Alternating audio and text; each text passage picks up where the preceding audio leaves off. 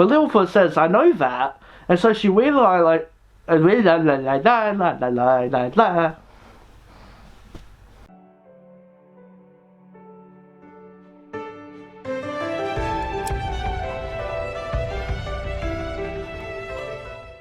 Hey guys, Blazie here, and welcome to my review of Land Before Time 9, The Journey to Big Water, which came out in 2002. This movie wasn't too bad. Not great, not really that good, but it wasn't too bad. It starts with narration, obviously. Like, come on, where have you been if you don't know that it starts with narration all the time? But this time though, the narration introduces a world in the ocean, the dinosaurs and creatures all that living in it. That is something new and interesting at least, and the visuals do look okay enough with the CGI parts not looking too awful at the moment. But within this movie they use it quite a lot, but more effectively than in Coldfire, which just looked bad. Speaking of which, the rainbow faces show off for a second, aka one of the alien dinosaurs. Don't know what I mean? Go check out that review of Land Before Time, Stone or Coldfire. Okay? And then come back here. The last movie barely used the CGI stuff, so it's interesting this movie has quite a lot of it. Even the eggs they show at one point are CGI. Is it bad though? It's passable, but very noticeable. So it is very heavy sky water, aka rain coming down onto a valley. But eventually the clouds go away and a rainbow appears. I only bring this up because Littlefoot calls it the sky colours. Even though they know what rainbows are, if they call the dinosaur with multiple colours on their faces rainbow faces, yet they call the multiple colours of the sky colours. Look, I like when they have different names for things. I always like that. I've mentioned that before. But when it's inconsistent like that, it just seems very forced. So with the storm cleared, Littlefoot goes to play with the others, but all of them are busy. Sarah and her father are pushing a CGI log, which yeah, doesn't look great. Not terrible, but it's just really obvious. Now, I generally bring this kind of stuff up because you look at The Lion King that came out in 1994. All those wildebeests running down are all CGI, but they blend in so damn well. Okay, so it's more obvious these days, but as a kid, it wasn't noticeable at all. It was amazing to learn that it was all CGI, like holy crap. Like, it looks so good. So, a movie in 2002 is, like, my main point here with, like, CGI scenes like this, that just look this obvious. It does make me go ew a little bit. So, anyway, Ducky and Spike are moving because their place is all squishy, aka muddy, and Peachy has a cold. So Littlefoot has no one to play with, and so he sings about being bored. And then the others in the area sing about how boring it is to do things without their friends, or boring when you're sick. It's such an odd thing to sing about in a way. It's just not a good song at all. It's only afterwards it makes sense, when he's all like, yeah, there's a whole world to explore, but where's the fun in that if you got no one to share it with? That's good, that makes sense, that's a good message. But it's not in the song, or if it is, it needed to be louder and clearer. Littlefoot then complains about wishing he wanted a brother so he won't ever be alone. Well, that's a first. He ends up wandering off to go do something, talking to himself in the process, and finds an area that was flooded thanks to the rain. He tells Grandpa and the others, and another storm happens. After that we see Toronto flying around. Okay. Littlefoot hears a noise in the morning and wanders off to go find it, which conveniently Grandpa wakes up and doesn't hear it while Littlefoot goes to find it, which is back at the location like from the other night. And he somehow heard it from like their usual sleeping spot, and of course no one else does. We see it's a swimmer that Littlefoot has never seen before, and it sounds like a cross between a monkey and a dolphin. I can see why they were going for like a dolphin because it like looks like one, but it comes off as like a monkey and it's weird. Luckily though, I got used to it after the first few scenes. Sounds like it's coming from out there.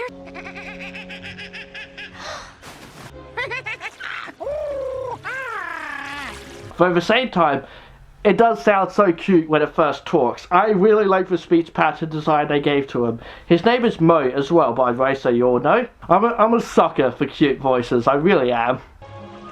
I'm Littlefoot. Littlefoot? No, Littlefoot. Littlefoot? Well, that's pretty close. What's your name? Mo. The others find Littlefoot and he calls Mo his best friend. And so of course they're like, but aren't we your best friend? Like, oh, bad choice of words there, Littlefoot. I feel like Mo is like hiding away, and then like the adults have said not to go near the big water because it might be dangerous, and Mo overhears Ducky say this and it makes him sad, so he seems to like swim away. So Sarah believes he just made him up, and then Petrie sings about him having like an imaginary friend, and all of them join in on how great they are to have because they feel like the same way you do, and like they experience what you do. It's a little weird, mostly because then like Littlefoot joins in. And it's like they're kind of like mocking him, like saying like you have like an imaginary friend, which he doesn't, Mo is real. But then like yeah, he joins in on how great they are to have. So it's just a bit odd. Also a bit of a weird message to send to kids. Like having an imaginary friend is perfectly fine, but just the way they sing about it was a little bit of a weird message. So after the song, Mo does show up, so what was up with him getting sad and leaving then if he's just gonna jump in and like show up now pretty quickly afterwards? Mo explains he came from big water in the mysterious beyond, and from the storm there were like waves and all that, making him quite scared, and he swam into a whirlpool from the sounds of it. It's really confusing, and so he ended up in the Great Valley. Though he says he's alone, we see a dark shadow coming up behind him, and then he swims down and sees a Liopleurodon, a sharp-toothed swimmer in other words, that doesn't bother him for some reason, but attacks the others, but they manage to get away with Mo's help. I think I was kind of confused by what happened there, to be honest. Littlefoot wants to help Mo, and he asks the parents if they could travel to big water or something to help him, but they don't agree to help a stranger. Then an earthshake happens and splits them up, and it looks kind of awful how quick it happens with like the rock formations coming out of the ground, and then like this like weird wavy ground, and then just all the CGI. It starts off really bad and odd looking. They really overdid the CGI in this one. So apparently and conveniently, the earthshake trapped a sharp-toothed swimmer in a cave. So now they don't really have to worry about him to get Mo home. Petrie like ends up flying up and finds big water, like scouts it out, but almost gets taken out by the wind. I guess he is a little flyer, but it was so pointless because he just keeps going afterwards. Like it was just such a pointless little tense scene. And then like he starts imagining like an imaginary friend, so he's not alone. And yeah, okay, when you're alone, it's okay to think of someone being there with you so you're not alone. It keeps your mind busy, and that's okay to me. Anyway, Mo plays around a bit too much and it annoys Sarah. Eventually, Mo has to get over a jump and use his little foot like a web, which was kind of funny about like how that was done. And then we see the swimmer shark-tooth might be finally getting out of his cave he was trapped in. Oh, tensions. So at least there is like a villain here, like, oh, he's gonna get out of his cave, oh, he's dangerous, and all that. But they're doing something compared to the Shark-Tooth in the last movie. He just randomly appeared, got dealt with in a minute, and bleh. They have this, like, looming threat kind of thing. The kids don't see it, but we as the audience know that it's there. So, that's at least something going on. And then they start to sing a song to fill out their boredom, and they sing the big water song we heard in the second movie. It's shorter and a couple different lines, but we already heard the song before. So blare to this. Mo ends up joining in, singing in his own way, and the others hate the sounds he is making. Like, wow, rude?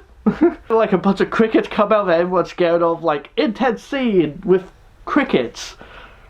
But then they go over to Mo and they communicate? How does that work?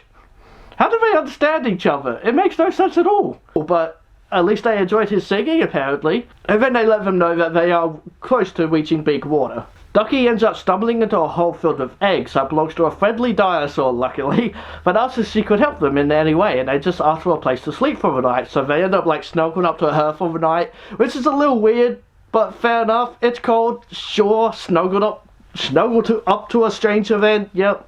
Great message for the kids. During the night, Mo wakes up Littlefoot to go look at some sea stars. It's a nice little scene, I will say. And then he starts singing about no one has to be alone, and honestly, it's a good song. It's sung well and sounds good, but the message in it comes kind of out of nowhere in this story. It's just a bit odd, really, but it's not a bad song. Also, he ends up like waking up everyone, and the babies also hatch from the eggs as well. But like, yeah, good job sleeping for the night then. But yeah, it's the best song of a lot. Once awake, they move on. Eventually, they play around in the water to cool off, and just to have some fun with Mo. I also like how, like, early on, Petrie pointed out where the big water was early in the movie, though we never saw from, like, the camera angle, like, how far exactly. Because, yeah, it's been, like, a day or so, and they're still traveling. Then we see the swimmer shark-tooth is nearby, and a storm happens to give it, like, a dark, edgy look to the film, as the shark-tooth reveals itself. And, Petrie gets zapped by lightning and almost freaking dies. But he's fine. So a little battle scene happens, and it does look nice, I will say that. Eventually Mo says goodbye and like sticks his tongue out of the dinosaur, and his face was like pretty funny to me. Like, did you just... Oh, you bitch! Then he like slaps him with his fandom and hurries off with like a sharp tooth in tow. And Littlefoot screams out, no! Then the others kind of just sleep again. Like, I guess all of a sudden it was like nighttime and so they just sleep. But that's because I do think that something happened to Mo. That like he did like run off with him. And you know, something might have happened because she doesn't return. So Littlefoot is like sad, blaming himself since they think something bad happened to Mo. It's been, I guess, like a whole night since then, and like they just wants someone to play with, and shouldn't have forced the others to become friends with him. But then they themselves say they weren't forced, they just did. And even Sarah says that. And I honestly like this scene because Sarah says, we found her brother. And the way she says it, it's just so genuine, and I really like it. It feels like the old Sarah that I have complained about isn't really a thing anymore. But here, yeah, she is being kind. And Red explains that she was jealous that Mo was getting attention because he was like so fun, but she could be fun too. But Littlefoot says, I know that. And so she realizes that like, why was she even jealous in the first place then? Honestly, a good message for kids that just because you think someone thinks something of you doesn't mean it's true. So they end up like making some noises like Mo would do, and they hear Mo, so they follow the noise and they're not finding him safe and sound. And he tells how he managed to evade the Sharptooth, who just ended up like smelling out the ocean and swimming out there. Would have been nice to have seen this conflict instead of just talking about it, but whatever. So now with them near Big Water, he can finally go home, which at first he doesn't want to leave, he wants to be with his new friends. But then his family show up and he swims over there all excited. They help get directions as to how to get home themselves, but before the movie ends, Mo shows Littlefoot where he lives. Littlefoot puts his head under the water and sees like his world, which does look beautiful, but then Littlefoot like ends up falling into water. But then he just like swims around and enjoys the view and the sea life. And I do like this. It looks nice and makes me want to like wish we got more of it. Because they are good when they are shown. And so everyone goes home and that's the movie. There's really not much to this movie at all. Again, it's just get fish back into the ocean.